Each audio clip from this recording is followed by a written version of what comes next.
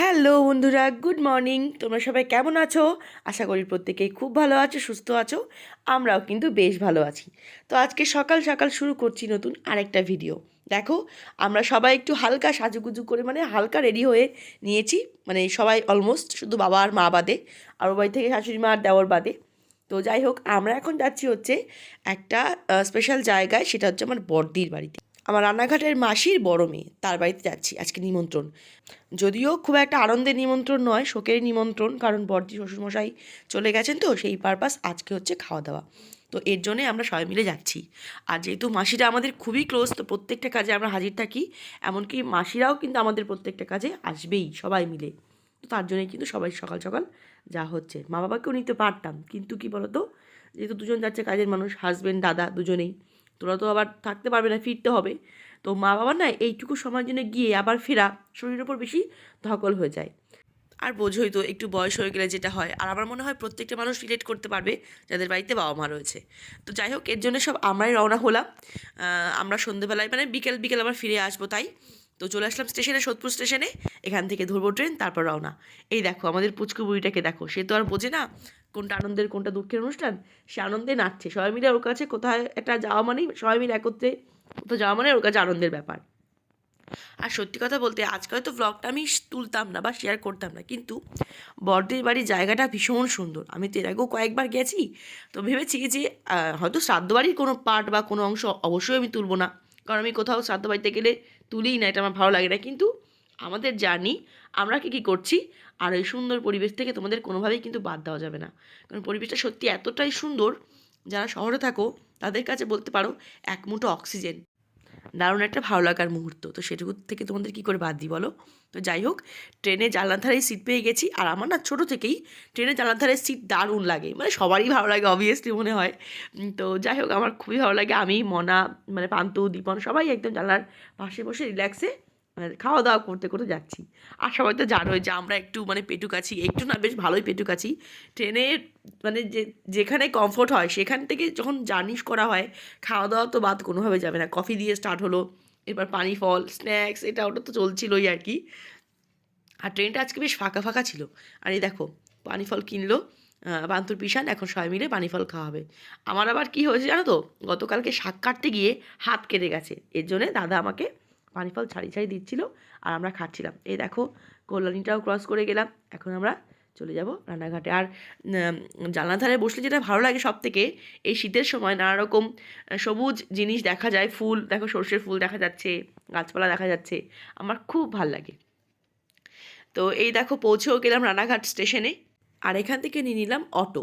Auto আর টোটোর মাঝামাঝি পর্যায়ে একটা যান, কি যান আমি বলতে পারবো না, টোটোই মনে হচ্ছিল, আবার রিক্সাও মনে হচ্ছিল, মানে সব কিছু মিলেমিশে বোঝা যাচ্ছিল ছজন, আবার অটোটার মতো পুরো ঢাকা ঢুকো, মানে কেমন যেন আর কি।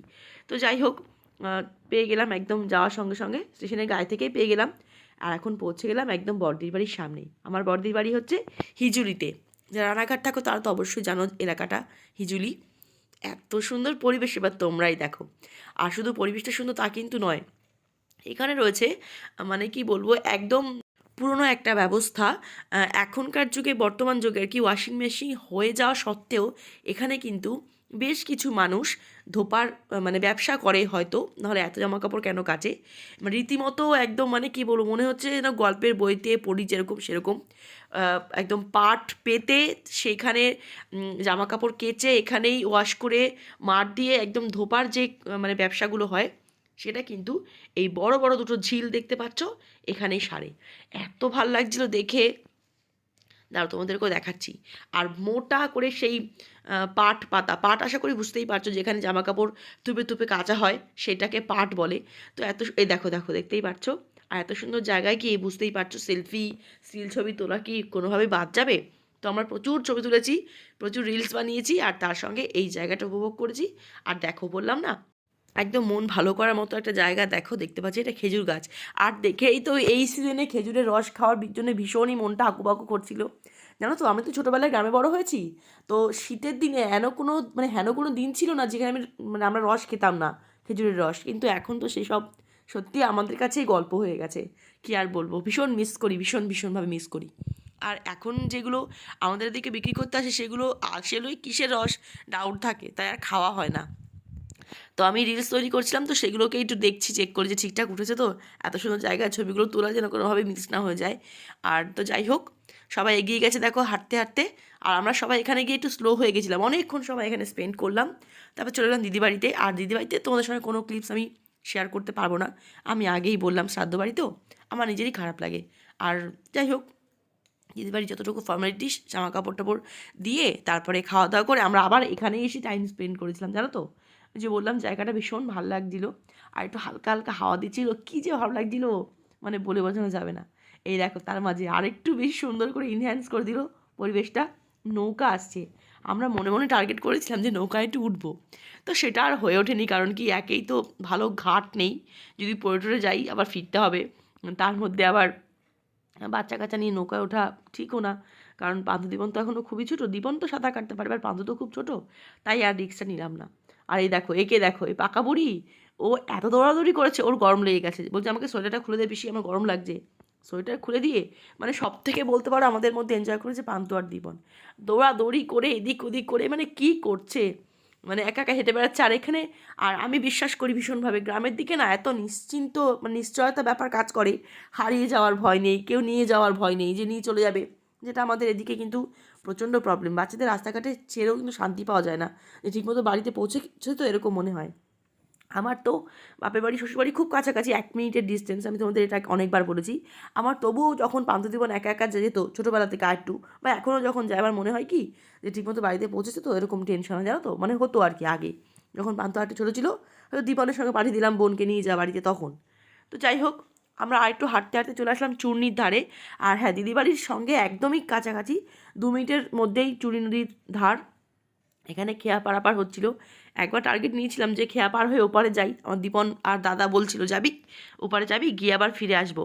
আর এখানে নৌকা পার হচ্ছিল ওই দড়ি ধরে, মানে নৌকাটা মানে কোনো ট্রলার বা কোনো কিছু কাঠি বাটি লাঠি কিছু নেই, নৌকায় সব লোক উঠে যাচ্ছে, ওই দড়িটা টানানো দেখতে পাচ্ছ তো, ওই ধরে ধরে ওপারে নিয়ে যাচ্ছে, আবার এপারে চলে আসছে। কি অদ্ভুত ব্যাপার সিস্টেম।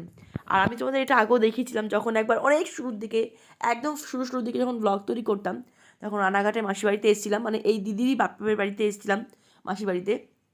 মাসি বাড়ির সামনেও চুনি নদী আছে, তো সেখানে বৌদির সাধে এসেছিলাম, তোমাদের সঙ্গে তো সেটা শেয়ার করেছি। তো তখনও এটাও তোমাদের দেখিয়েছিলাম, কি সুন্দর লাগছিল। যদি কেউ না দেখে থাকো, একদম আমার মেন চ্যানেলে গিয়ে শুরুর দিকে ব্লগ দেখতে পারো, সেই ব্লগে এরকম সুন্দর সুন্দর ভিডিও পোস্ট করা আছে। তো যাই হোক, এইসব সব প্রাণ ভরে দেখলাম, আর মানে আসতে ইচ্ছে করছিল না জায়গাটা ছেড়ে, জানো তো। আর মা বাবাকে একটু হলেও মিস করছিলাম, কারণ আমার মা বাবাও তো এই ধরনের মানে গ্রাম বাংলা এরকম একটুখানি পছন্দ করে পরিবেশ, কদিন তো এদিকে আসে না। আর নিয়ে আসতাম, যদি থাকতে পারতাম তাহলে নিয়ে আসতাম, এবার যেহেতু থাকবো না, অল্প সময়ের জন্য আসা মাত্র কয়েক ঘন্টা হাতে নিয়ে, বুঝতেই পারো কানাটা কি ঠিক। আর বাবা মার শরীরটা খুব একটা এখন ভালো যাচ্ছে না, শীতকাল তো ঠান্ডা লেগে যায়, একটু জ্বর চলে আসে, আবার সেরেও যায়। তো যাই হোক, সব মিলিয়ে আমাদের দিনটা ভীষণ ভালো লেগেছে। শুধু একটাই খারাপ লাগা যে অনুষ্ঠানটা শোকের অনুষ্ঠান, যদি ভালো কোনো অনুষ্ঠান হতো আনন্দে, তাহলে হয়তো আরও বেশি প্রাণ খুলে আনন্দ করতে পারতাম। এই যা। আর আমাদের বড় জামাইবাবু, সত্যি কথা বলছি, যার বাবা মারা গেলেন, সেই বড় জামাইবাবু মানুষটা এত ভালো, তো তার জন্যই খারাপ লাগছিলো যে জামাইবাবুর বাবা চলে গেলেন, তাই আসলে বয়স হয়ে গেছিলো তো, তাই বার্ধক্যজনিত কারণেই চলে গেলেন। আর এই দেখো, আমরা বললাম খাওয়া দাওয়া করে আমরা চলেছিলাম আবার এই জায়গাটায়। আর এখানে এসে আমি পান্থ দীপন সবাই মিলে এত খেলা করেছি, আসলে কী বলতো, কেউ তো নেই, ফাঁকা, প্রাণ খুলে আনন্দ করা যায়, কেউ কিছু দেখার নেই, কেউ কিছু বলার নেই, সুতরাং নিজের মতো করে সময়টাকে এনজয় করেছি। পান্থ আমাকে ধাওয়া করেছিল, মানে খেলছিলাম আর কি, আর ভাবিনি যে ওর বিষয় এটাকেও ক্যাপচার করেছে, এখন এডিট করার সময় দেখতে পাচ্ছি। আর এদিকে দেখো দাদা বৌদি, ওরাও শ্যুট করছে ওদের নিজেদের ব্লগের জন্য আর কি।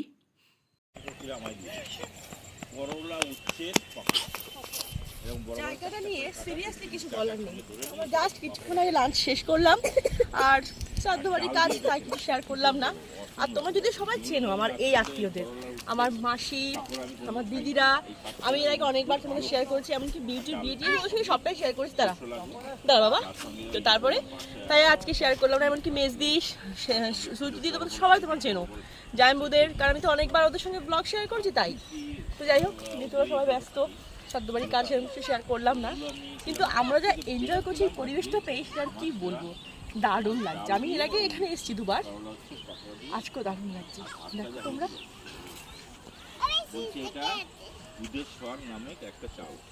চালটাতে এত খাই একদম, মানে সেই অনেক বাচ্চাটি খাবে, সেই চালটা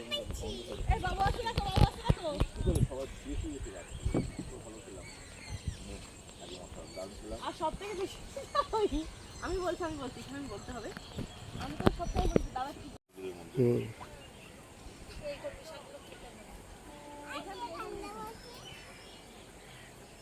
এখানে সবার কাছে দেখেছো উত্তর দিয়ে দিল, কিন্তু এখন তো রোদই নেই। খাও খাও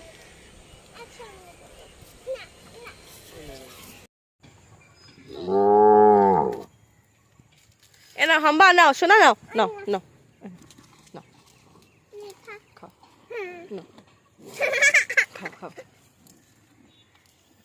দে ভালোবেসে দে, কিছু বলবি না। খাও খাও হাম্বা খাও। হ্যাঁ হ্যাঁ খাও খাও।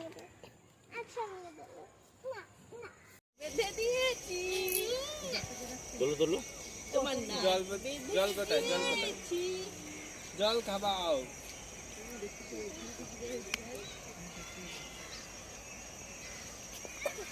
সত্যি শীতে তো এত সুন্দর দিনে এরা মোদি বলো, খুব সুন্দর একটা দিনে সময়টা আমাদের খুবই ভালো কাটলো। একটা পুরো গোটা দিন আমরা আনন্দ করলাম নিজের পরিবারের সঙ্গে। কিন্তু মা বাবা একটু মিস করছিলাম, মা বাবা তো এইসব অনুষ্ঠানে আসে আর শাশুড়ি মা আমার দেওয়ার তো কোথাও বেরোয় না। তো যাই হোক মানে খুব একটা আমার শাশুড়ি মা দেওয়ার এই সব অনুষ্ঠানে আসতে চায় না আর কি, দূরে তো আসতেই চায় না মা। তো মার একটু শরীরটা খারাপ ছিল, তার জন্য মার আজকে আসতে পারলো না। তো যাই হোক এখন আমরা বাড়ি ফিরবো এত সুন্দর সন্ধ্যে মিষ্টি সন্ধ্যে কাটিয়ে। তো ব্লগটা বা ছোট্ট একটা ভিডিও আজকে এখানেই শেষ করছি, আর বড় করছি না। তো তোমরা সবাই খুব ভালো থেকো, সাবধানে থেকো। দেখা হবে আমাদের খুব শীঘ্রই আগামীকাল নতুন একটা ভিডিওর সঙ্গে। ততক্ষণ জানি সকলকে টাটা। আর কেমন লাগলো আমাদের ছোট্ট একটা আউটিং সেটা কিন্তু অবশ্যই কমেন্ট করে বলুন, ঠিক আছে? তাহলে আমার খুব ভালো লাগবে। আর পরিবেশটা এত সুন্দর, আমাদের অ্যাকচুয়ালি 1 ঘন্টা আগে যাওয়া ভালো ছিল, কিন্তু আমরা যাচ্ছি না বলো। তো বসে আছি, পেপার টেপার নিয়ে এসে এখানে বসছিলাম। দিদি বাড়িটা ওই সামনের ওখানটায়। তো আজকে দিদি বাড়িতে অনেক লোকজন, তাই আমরা একটু ফাঁকা জায়গাটা রিল্যাক্সে বসেছিলাম। আর বাড়িঘর তো সারাক্ষণ বসাই হয়, কিন্তু এত সুন্দর মানে পরিবেশের কোলে খুব সুন্দর সুযোগ পাওয়া যায় না বসার, তাই আজকে এখানে আমরা বসে বিশ্রাম করেছিলাম। এখন বাড়ি চলে যাবো। টাটা সবাইকে, সবাই খুব ভালো। চলো দেখি বড় পটিতে যেতে হবে। জুম করে অত দূরের থেকে তুই দেখতে পাবি। হ্যাঁ দেখা যাবে। বাবা ফোনটা নেই, জুম করে দেখতে পারবো ওটা কি। এখানে